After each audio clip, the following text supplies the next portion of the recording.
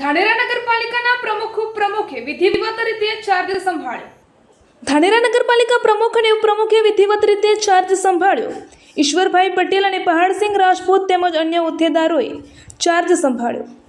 રાજકીય આગેવાનો, હોદ્દેદારો, કાર્યકર્તાઓ તેમજ મોટી સંખ્યામાં ગ્રામજનોએ શુભેચ્છાઓ પાઠવી હતી અને પ્રમુખ ઈશ્વરભાઈએ જણાવ્યું હતું કે ધાનેરાના વિકાસ કરવા સૌને સાથે રાખી વિકાસ કરીશું. ધાનેરામાં 1 થી 7 વોર્ડમાં નગરપાલિકાની ટીમને સાથે રાખી નગરપાલિકાના કામ કરીશું.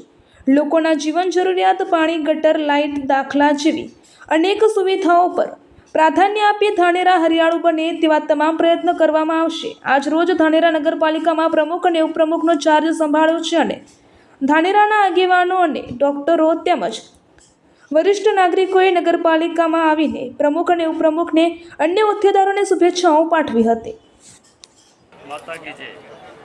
માનનીય વડાપ્રધાન નરેન્દ્રભાઈ મોદી સાહેબના સુશાસનમાં 12 વર્ષ પૂર્ણ થયેલા છે. ભૂપેન્દ્રભાઈની સરકાર, ટ્રિપલ એન્જિનની સરકાર, માનનીય ભૂપેન્દ્રભાઈની સરકારમાં ધાનેરા નગરને ધાનેરાની નગરજનોએ 25 સીટો આપેલી છે. આજે અમારા પ્રમુખ તરીકે પદભાર, ઉપપ્રમુખ અને પ્રમુખ સાહેબે પદભાર સંભાળે છે. નગરને શુદ્ધ વહીવટ, શુદ્ધ પાણી, સ્વચ્છતા અને આરોગ્યના ક્ષેત્રે અમારી તમામ 25ની ટીમ કામ કરશે અને નગરના નાગરિકોના વિશ્વાસને અમે ખરા ઉતરવાનો તમામ પ્રયત્નો કરશું. અસ્તુ ભારત માતા કી જય. આજ રોજ હું પ્રમુખ તરીકે અને પહાડસિંહ રાજપૂતે ઉપપ્રમુખ તરીકે ચાર્જ સંભાળ્યું છે અને ભારતીય જનતા પાર્ટીના શેષ નેતૃત્વએ અને સંગઠનની હોદ્દેદારોશ્રીએ અને તમામ નગરપાલિકાના ચૂંટાયેલા સદસ્યોશ્રીએ અમારા ઉપર વિશ્વાસ મૂકી અને અમને વિશેષ જવાબદારી સોંપી છે.